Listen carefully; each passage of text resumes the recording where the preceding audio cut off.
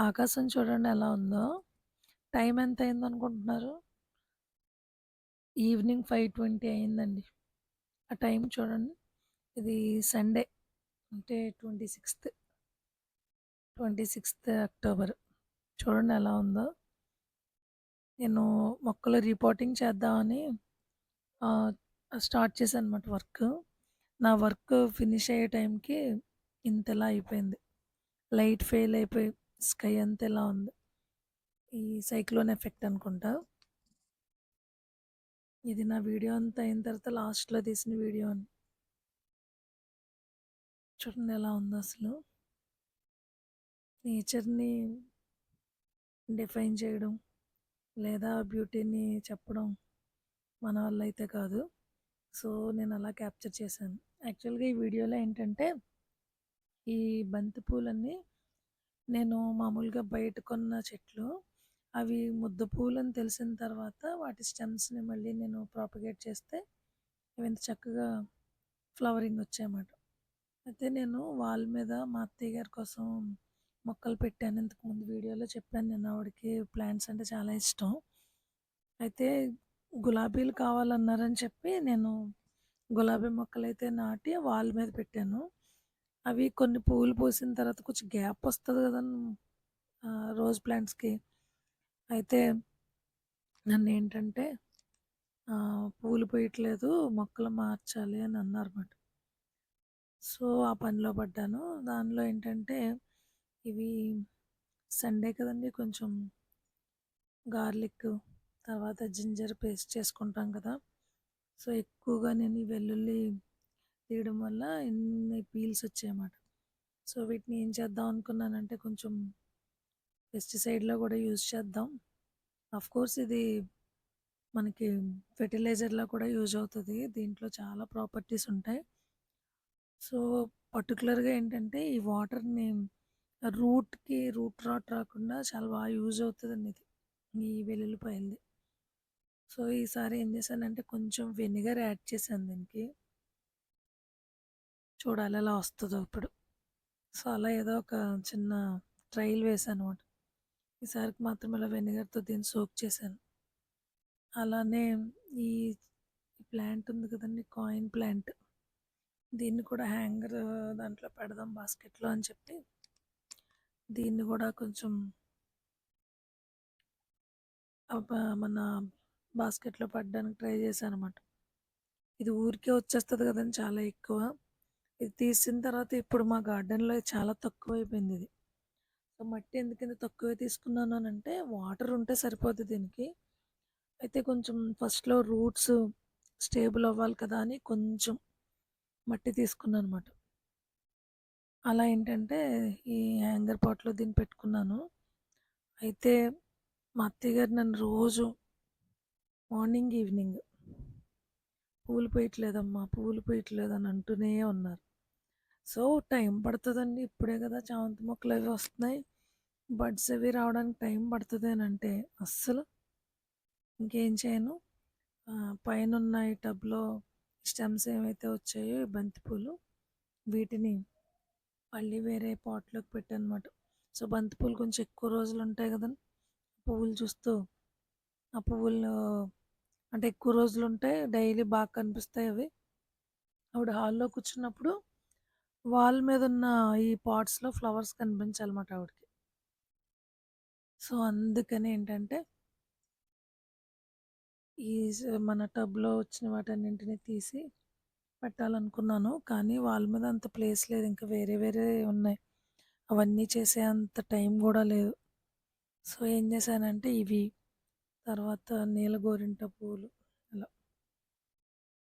ఇవి కూడా flower name తెలీదు నాకు. రెగ్యులర్‌గా వస్తాయని చెప్పి నాకెవరో అను గారని ఆవిడిచ్చారు. యూట్యూబ్‌లోనే ఆవిడ ఫ్రెండ్ అయ్యారు నాకు. సో, అది కూడా పెట్టానన్నమాట. ఒకవేళ బంతి పూలు ఏమైనా గ్యాప్ వస్తే ఈలోపు అది ఎదుగుతదని. సో, ఈ స్టెమ్ కటింగ్ నుంచి వచ్చిందేనండి. ఎంత బా వచ్చాయో చూడండి పూలు. ఈచ్ స్టెమ్‌కి బడ్స్ ఉన్నాయి దీనికి. సో, ఇది చూసి బాగా ఆనందిస్తారని ఆవిడ దీన్ని అలా పెట్టానన్నమాట. నెక్స్ట్ ఏంటంటే ఇంకొక పాట్‌లోకి నీలగోరింట పూలుంటారు. అదే చిలకముక్క పూలు అలా గూడా అంటారు వాటిని. వాటిని కూడా సెపరేట్ చేసేసి ఇంకొక పాట్‌లో పెట్టానన్నమాట.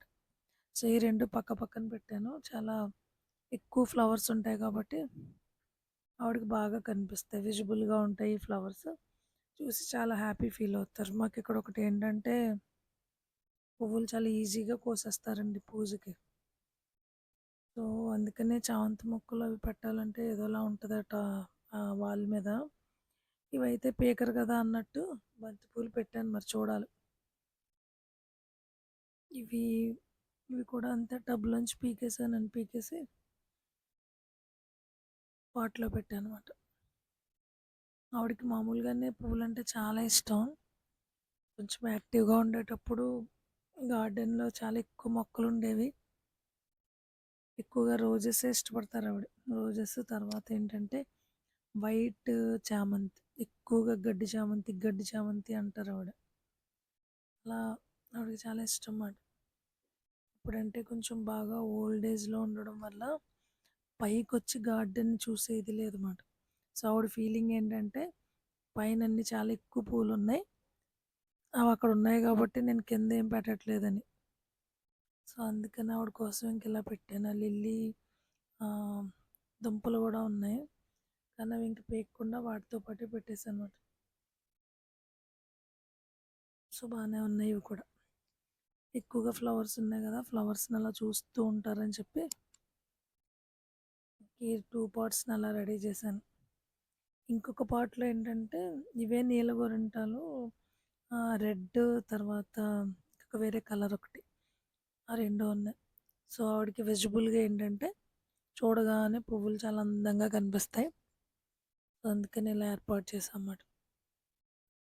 మామూలు గార్డెన్ సాయిల్‌లోనే పెట్టానండి ఇవి. కాకపోతే ఏంటంటే పైన ఒక లేయర్‌గా మన వెజిటబుల్ వేస్ట్‌తో చేసిన కంపోస్ట్‌ని వేసానన్నమాట. ఎందుకంటే కొంచెం పువ్వులు మంచి కలర్‌ఫుల్‌గా రావాలి. అలాగే స్ట్రాంగ్‌గా ఉండాలి అని చెప్పి.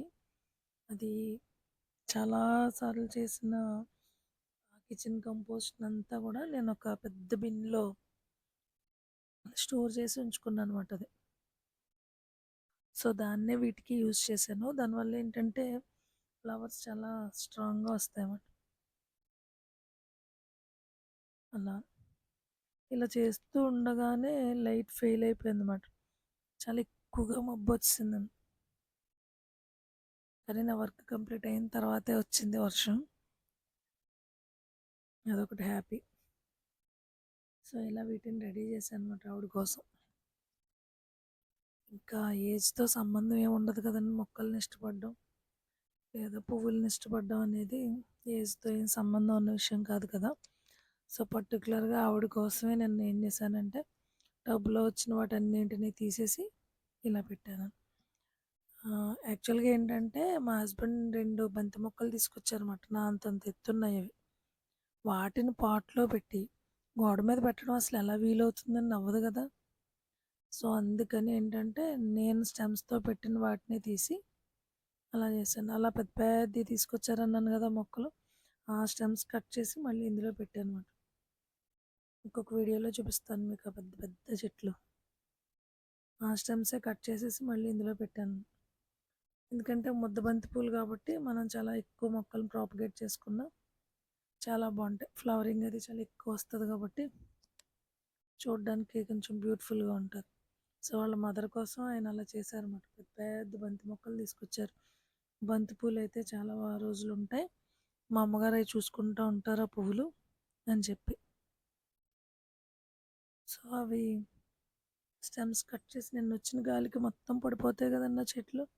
సో, అందుకని ఏంటంటే స్టెమ్స్ కట్ చేసి నేనే వాటిని మళ్ళీ ఇలా పెట్టానన్నమాట. ఇందులోనే కాదు ఇంకా రిమైనింగ్ టబ్స్‌లో కూడా పెట్టేశాను.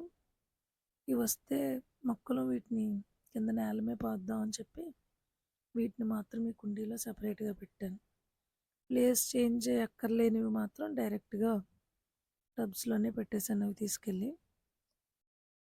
సో, నేను చేసిన వర్క్ ఇదండి. ప్యూర్‌లీ మా అత్తయ్య గారి కోసం చేసిన పనిది. చూడాలి మరి ఆవిడ హ్యాపీగా ఉంటారో లేదో.